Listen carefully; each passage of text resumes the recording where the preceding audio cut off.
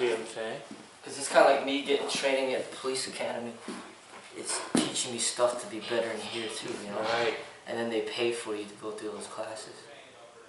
Like even the police academy, and the police did have me do like CPR training, and then they had like ground survival training. They had injury prevention training. Oh yeah? On to prevent injury? Yeah. Nice. So it's like all this relevant training that they pay for. So if you could find that type of training, it's perfect.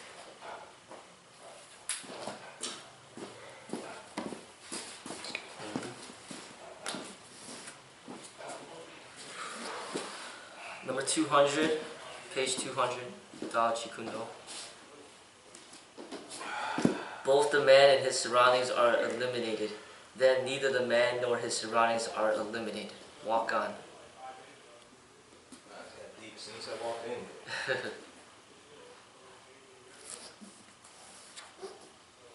One can never be the master of his technical knowledge unless all his physic hindrances are removed and he can keep his mind in a state of emptiness, fluidity, even purged of whatever technique he has obtained.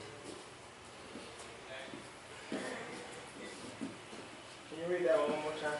One can never be the master of his technical knowledge unless all his psychic hindrances are removed and he can keep his mind in a state of emptiness, fluidity, even purged of whatever technique he has obtained.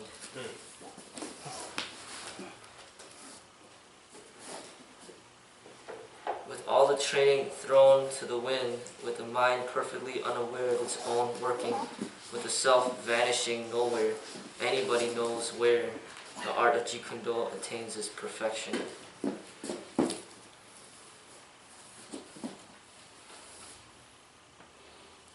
The more aware you become, the more you shed from day to day what you have learned, so that your mind is always fresh and uncontaminated by previous conditioning.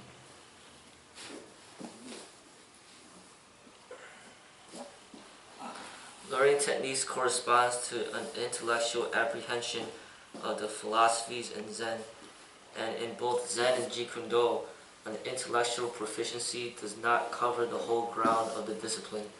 Both require the attainment of ultimate reality, which is the emptiness or the absolute. The latter transcends all modes of relativity. And just going off what we were kind of speaking to a bit yesterday, the whole, I guess, the majority technique and technical way the book is set up. We kind of break it down in the final pages that, like, basically none of that stuff matters without what he's speaking to now. I mean, that's kind of what I'm taking away from. Yeah.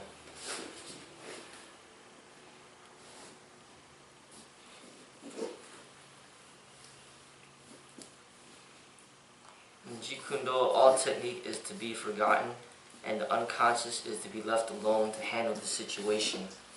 Technique will assert its wonders automatically or spontaneously. To float in totality, to have no technique, is to have all technique.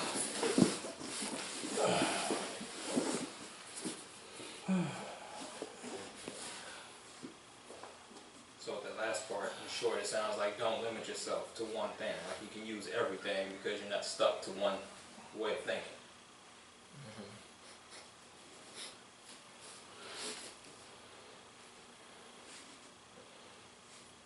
The knowledge and skill you have achieved are meant to be forgotten, so that you can float comfortably in emptiness without obstruction. Learning is important, but do not become its slave. Above all, do not harbor anything external and superfluous.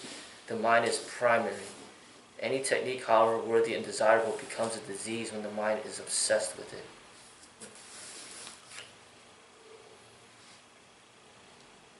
The 6 diseases: the desire for victory, desire to resort to technical cunning, the desire to display all that has been learned, the desire to awe the enemy, the desire to play the passive role, the desire to get rid of whatever disease one is affected by. Post those up, so.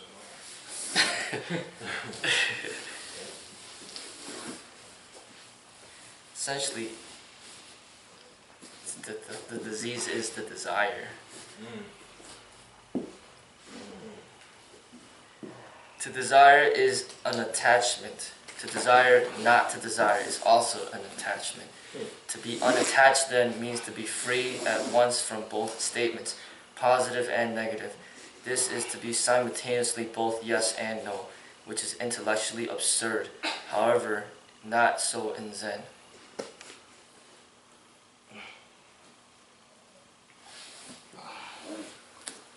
Nirvana is to be consciously unconscious, or to be unconsciously conscious. That is the secret. The act is so direct and immediate that intellectualization finds no room to assert itself and cut the act to pieces.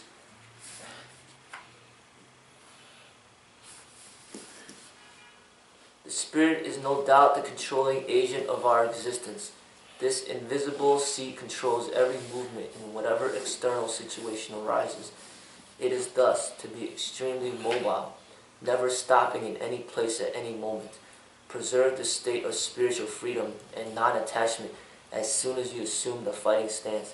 Be master of the house.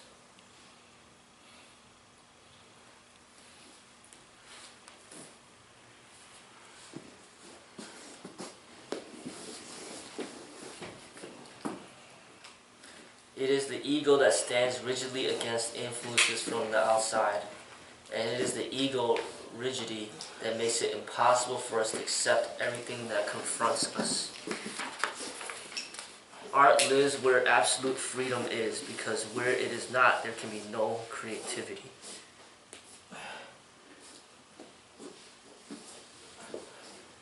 Seek not the cultivated innocence of a clever mind that wants to be innocent, but have rather that state of innocence where there is no denial or acceptance and the mind just sees what is.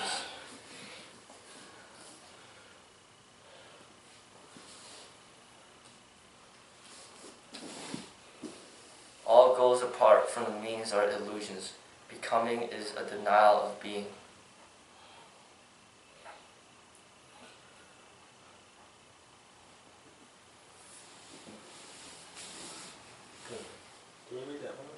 All goes apart from the means are illusions. Becoming is a denial of being.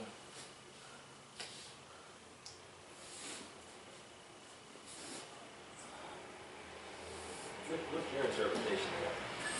Say again? What's your interpretation of that?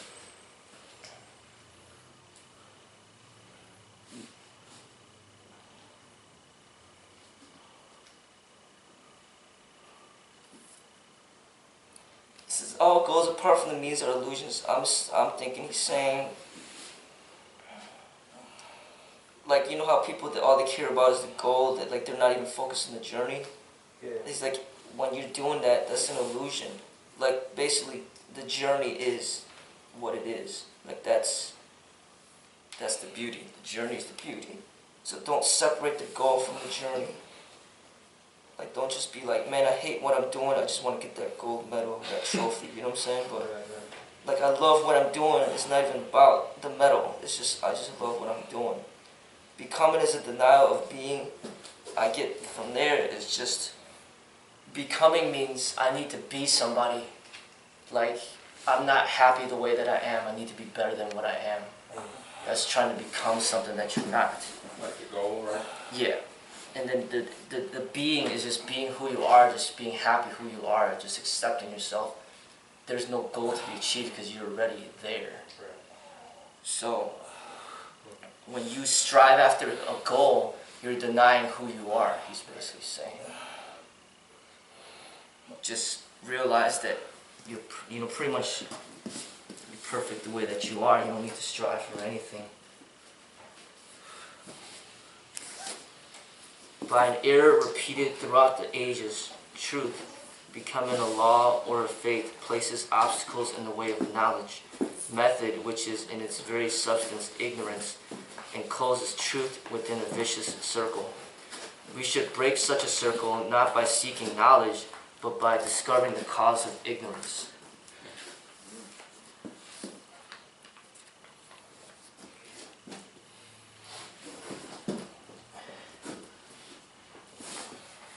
Recollection and anticipation are fine qualities of consciousness that distinguish the human mind from that of the lower animals. But when actions are directly related to the problem of life and death, these properties must be relinquished for the sake of fluidity of thought and lightning rapidity of action.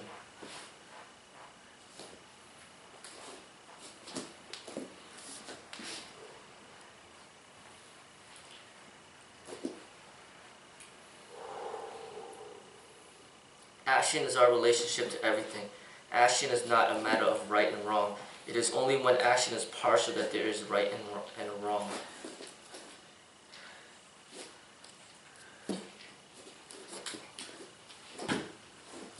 Don't let your attention be arrested. Transcend dualistic comprehension of a situation. You said dualistic comprehension? Yeah. Okay. Give up thinking as though not giving it up. Observe the techniques as though not observing. Utilize the art as a means to advance in the study of the way.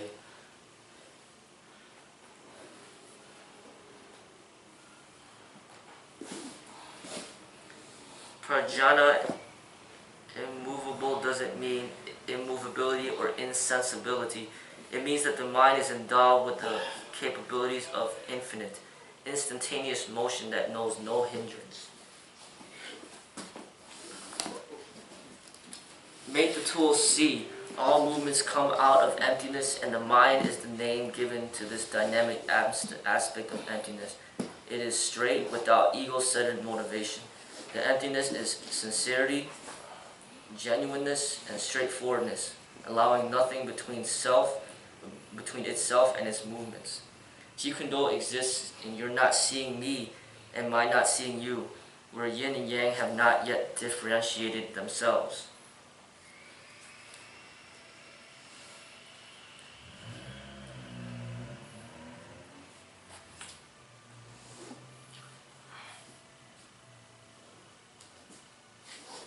Jeet Kune dislikes partialization or localization. Totality can meet all situations. When the mind is fluid, the moon is in the stream where it is at once movable and immovable. The waters are in motion all the time, but the moon retains its serenity. The mind moves in response to 10,000 situations, but remains ever the same.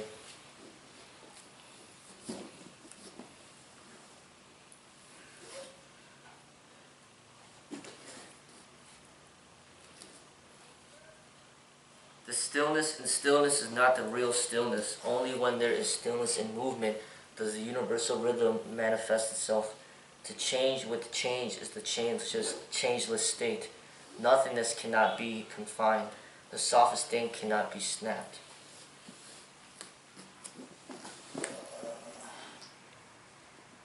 That last part actually is giving me to think about like the civil rights era and how like Dr. Martin Luther King used like nonviolent resistance. It's like, all right, we're gonna put you in jail. And he's like, okay.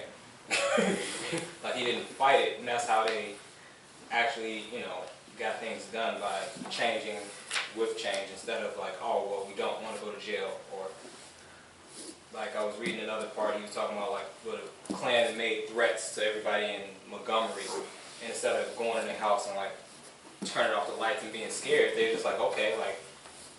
They even waved at them. Like, they'd come by in cars and it's like, all right, we're not changing anything.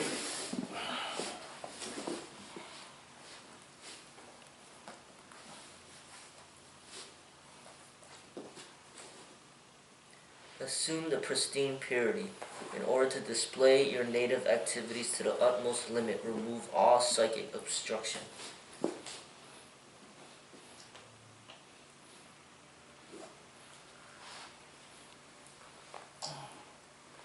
Would that we could at once strike with the eyes, and the long way from the eyes do the arm to the fist, how much is lost?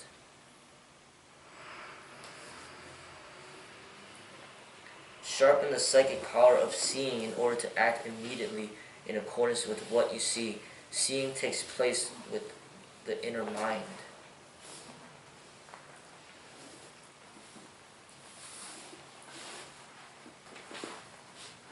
that gets me to think about, like, first he's talking about seeing, like, instead of punching somebody, imagine if you could just punch him with your eyes, you know, like, as soon as you see the threat, it's just, you just immediately respond. But then now he's talking about the seeing take place in the inner mind. To me, that's like intuition. So it's like before somebody does something harmful to you, you already felt that energy and you pretty much prevented it before it even happened. So if you feel some type of negativity, then you might distance yourself from some person or group of people, and that could save your life just from that distancing where you just made that decision based on the intuition. But if you don't have that intuition, and then you don't read people, and you don't pay attention, then you could put yourself in a situation that you just can't survive. Like you end up being in a part of a shootout or something or whatever, because you didn't see things happening earlier. Like you didn't see the clues and the signals, and you didn't go based on feeling. You know, and that's not just about combat, but just about life in general too, where you can kind of sense things before they happen, and then it ends up happening exactly how you sensed it. Some people have the intuition, but then the ego get a hold of them, and they like, okay, I know this, not should be doing this. I know they hanging around the corner, 3 versus 1, it look like tough. I'm gonna still walk by there and see what happened. And the ego does that, because if you, oh, I got some martial arts training, let me test my skills out. Let me just walk by and see if they come after me, then I know what to do. And there's the reverse of that. People got the intuition, but they don't listen to it. I mean, I was thinking it in terms of something like, say you got, you're really close friends with somebody that loves drinking or whatever, but then you don't really pay attention, and then all of a sudden, everything's fine, but then one day, there's like he gets in a DUI and you happen to be in the car, and then you get like handicapped because of it. You know what I'm saying? Like you could have sensed it, like, he's my good friend, but he's into something that I could potentially see some danger in, and then ends up involving you because you didn't distance yourself from that, like you didn't make the decision to kind of limit your interaction with that person.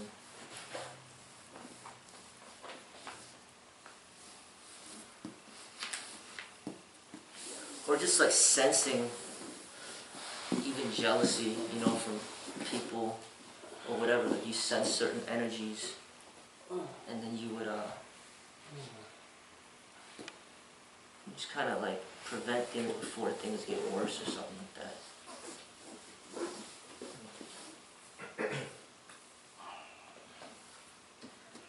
Because one's self-consciousness or ego consciousness is too conspicuously present over the entire range of his attention, it interferes with his free display of whatever proficiency he has so far acquired or is going to acquire. One should remove this obtruding self or ego consciousness and apply himself to the work to be done as if nothing particular were taking place at that moment. See, that's why you talk about the ego. Yeah. That's what you're just talking about. Yeah.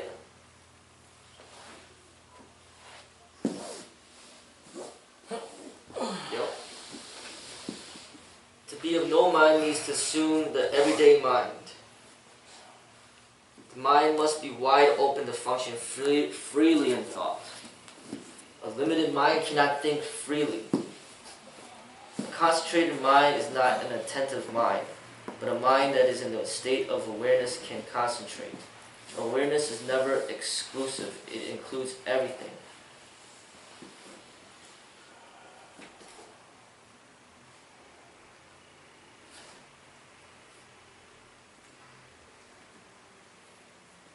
Not being tense but ready, not thinking yet not dreaming, not being set but flexible. It is being wholly and quietly alive, aware and alert, ready for whatever may come.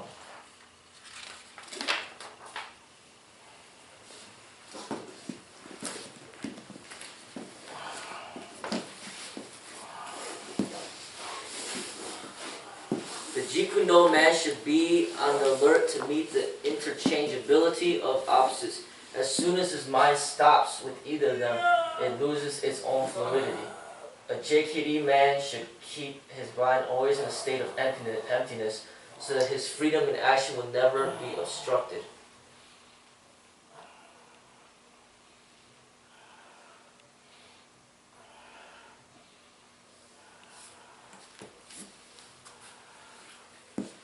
The abiding stage is the point where the mind hesitates to abide. It attaches itself to an object and stops the flow.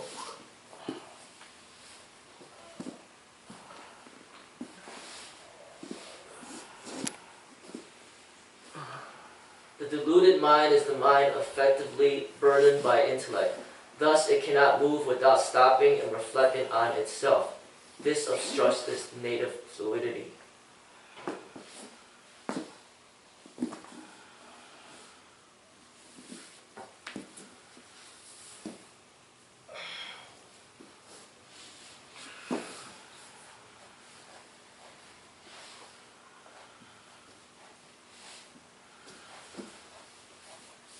The wheel revolves when it's not too tightly attached to the axle. When the mind is tied up, it feels inhibited in every move it makes and nothing is accomplished with spontaneity. Its work will be of poor quality or it may never be finished at all. That gives me to thinking that if you got a lot on your mind, just like a wheel, like a bicycle, if it breaks it too tight on the wheel, it's not going to turn, it's not going to move freely. So he's probably saying that if you got a lot going on in your mind, you're not going to be able to perform, or you should perform, because your mind is not connected with your body properly. Your mind is somewhere else where it's supposed to be. It's not where it's supposed to be. It's traveling. It makes a lot of sense. Because if you don't have your mind, right, you can't perform. You need to perform right.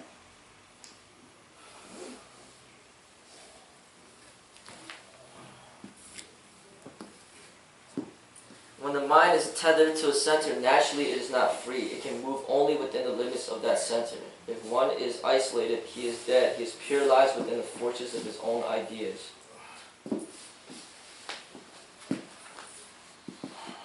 When you are completely aware, there is no space for a conception, a scheme, the opponent and I. There is complete abandonment. When there is no obstruction, the JKD man's movements are like flashes of lightning or like the mirror reflecting images.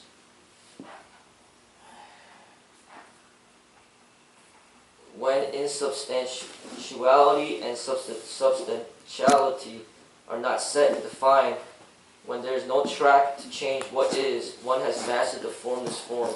When there is clinging to form, when there is attachment of the mind, it is not the true path. When technique comes out of itself, that is the way. Can I reflect on that? Yeah. It's basically talking about if you're a mechanical fighter, in the sense we're talking about fighting, and you learn a technique like we might do drills, and you expect to apply those drills in a sparring situation or a life scenario, it might not work because you think certain moves gotta come certain way, but when you're fighting freelance, you're not knowing what the opponent gonna do to you. You can't be like mechanical. So this technique working in training, what comes not working, because you're limiting yourself to the technique. You're supposed to have your mind free of any technique when you're actually going to spar or fight. Then the natural technique will come out on its own, like something you're doing normally, but still safe. But it's not mechanical. But if you try to do something mechanical, like if I block this way and I punch this way, it's not always going to work like that. Because it could break the rhythm. That's what he's probably talking about.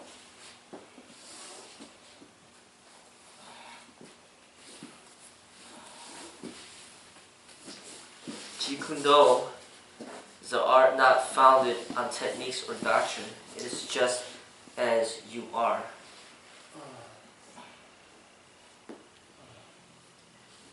When there is no center and no circumference, then there is truth. When you freely express, you are the total style.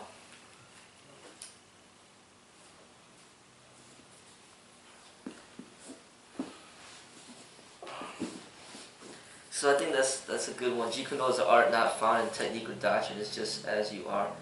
So how could there be Jeet Kune Do school to me? It's like he's basically just teaching you to be yourself. Right.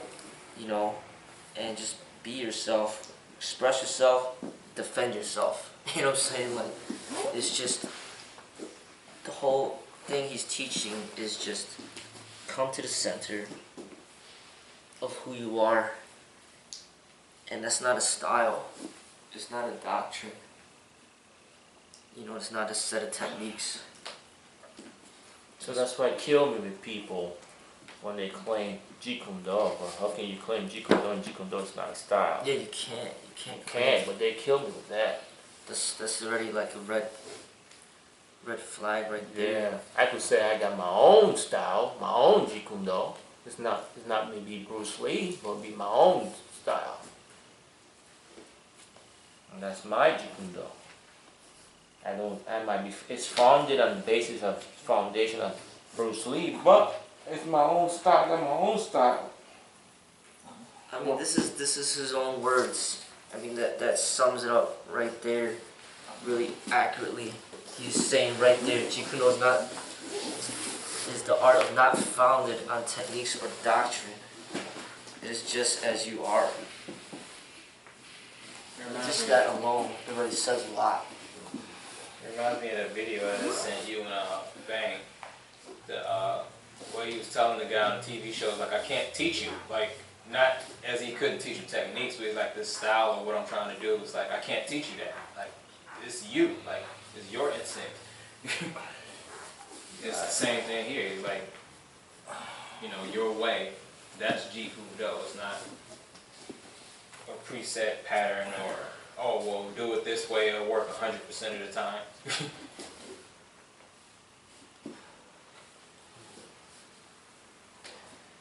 Because even to say Jeet Kune Do, I think it's misleading.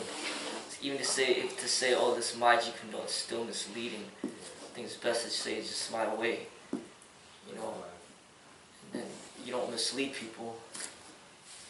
You know, so I think just basically learning to be yourself. And if you truly are yourself, then everything that you do is going to be unique. So whatever label that you choose to decide to call what you do, it should be unique to you. Like, it shouldn't even say Jeet Kune Do, because that's just already misleading. Glock Kune Do. Oh, well, I think what he's trying to say that stay away from tradition and try to discover what worked for you, like he's been saying. What worked for you might not work for them fellow brothers. And, you know, do that. Use that, but don't call it a style. You know, be original. And he's just saying this stuff that you talk about is saying that anything that's non-traditional, your own style, he came up with the name Jeet Kune Do. He just labeled it for the stuff that people been doing for years, but people just don't know it. People been doing that for years, but he just labeled it as Jeet Kune Do, just to say, well, I'm not a traditional man, I'm doing my own thing, so I'm calling it Jeet Kune Do for that. I could say, well, I'm not doing tradition, I'm gonna call it Bang Way. No, why? You know, it's my way.